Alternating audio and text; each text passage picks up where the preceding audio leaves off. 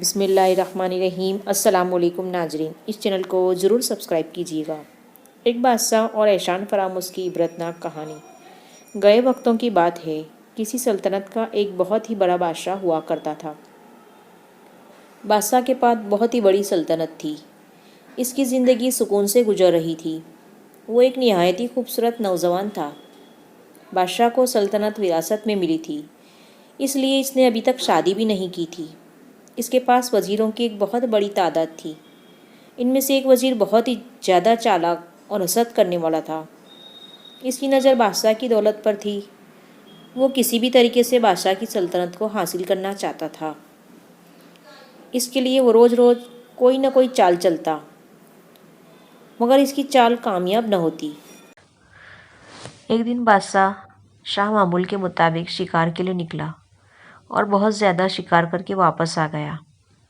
واپس آنے کے بعد کسی وزیر نے اس کو جوس کا ایک گلاس پیش کیا۔ اس جوس کے گلاس میں ایک مدھم قسم کا زہر موجود تھا، جس کو کھانے کے بعد بادشاہ آہستہ آہستہ اپنی جان گنوا بیٹھتا اور اس کو کانوں کان خبر بھی نہ ہوتی۔ اس نے یہ زہر اپنے شاطر اور چالاک حکیموں سے بنوایا تھا۔ جب بادشاہ کو جوس پلایا گیا تو بادشاہ کو بہت نیند آئی۔ بادشاہ جوس پینے کے بعد سو گیا۔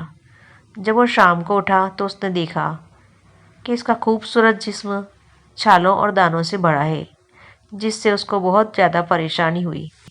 جب وزیر کو پتہ چلا تو وہ بھی دوڑتا ہوا اس کے پاس آیا اور اوپر سے بادشاہ کی تیمارداری کرنے لگا اور اندر سے بہت زیادہ خوش ہونے لگا اور کہنے لگا کہ بادشاہ سلامت، آپ فکر نہ کیجیے، میرے پاس بہت اچھے حکیم موجود ہیں جو آپ کی مرض کا علاج کر دیں گے۔ بادشاہ نے کہا ٹھیک ہے۔ اگلے دن وہی شاطر اور چالاک حکیم بادشاہ کے مرض کا علاج کرنا شروع ہو گئے۔ جب بادشاہ کی صحت میں کوئی فرق نہ پڑا تو وہ بہت زیادہ پریشان ہو گیا۔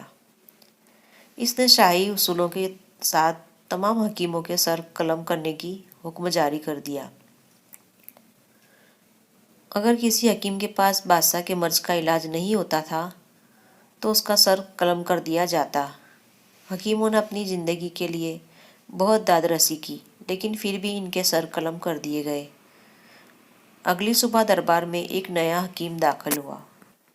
اس نے دعویٰ کیا کہ میرے پاس بادشاہ کی مرض کا علاج موجود ہے، لیکن وزیر نے اس کی بات کا مگر بادشاہ نے حکیم کو اپنے علاج کرنے کی رضامندی ظاہر کر دی اور ساتھ میں شاہی اعلان بھی کیا، اگر تم علاج کرنے میں ناکام ہوئے تو تمہارا سر قلم کر دیا جائے گا۔ حکیم نے کہا مجھے صرف 6 مہینوں کا وقت چاہیے، اس میں دعویٰ کرتا ہوں کہ آپ بالکل ٹھیک ہو جائیں گے۔ حکیم نے پورے 6 مہینے پورے دل و جان سے بادشاہ کے علاج میں اپنا وقت لگایا اور خدا کی قدرت سے اور حکیم کی محنت سے بادشاہ سلامت پہلے کی طرح ٹھیک ہو گیا۔ بادشاہ حکیم سے بڑا خوش ہوا اور اس کو شاہی دربار میں ایک بہت بڑا عہدہ دیا۔ وزیر کو یہ سب ہضم نہ ہوا۔ وہ کسی نہ کسی طریقے سے بادشاہ کو مار کر اس کی سلطنت حاصل کرنا چاہتا تھا۔ اس لیے پلان بنایا کہ بادشاہ جب بیمار ہوا تو اس کا علاج حکیم کرے گا تو اس کی دوا میں زہر ملا دوں گا۔ کچھ عرصے بعد بادشاہ بیمار ہوا تو حکیم صاحب نے ایک شربت پلانے کا کہا۔ وزیر نے وہ شربت بادشاہ کو پیش کیا، پر اس نے زہر ملا دیا۔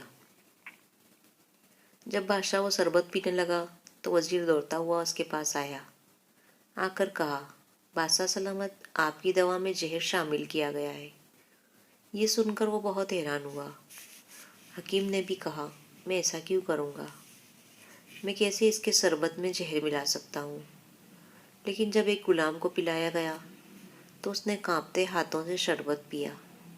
شربت پیتے ہی وہ گرا اور گر کے فوت ہو گیا۔ بادشاہ کو یہ دیکھ کر بڑا غصہ آیا اور اس نے اسی وقت اپنے دربار میں اعلان کیا کہ حکیم کا سر قلم کر دیا جائے۔ حکیم نے رو رو کر اپنی فریاد سنائی، لیکن اس بار بادشاہ پر کوئی اثر نہ ہوا اور اس کا سر تن سے جدا کر دیا گیا۔ کچھ عرصے بعد جب بادشاہ پھر بیمار ہوا تو اس کی دوا میں زہر ملا دیا گیا، جس کو کھانے کے بعد بادشاہ اپنی آخری سانسیں لینے لگا۔ بادشاہ نے وزیر سے مدد کی طلب کی، لیکن وزیر پاس کھڑا ہنس رہا تھا۔ اس نے کہا کہ میں نے تمہاری مدد کیوں کروں؟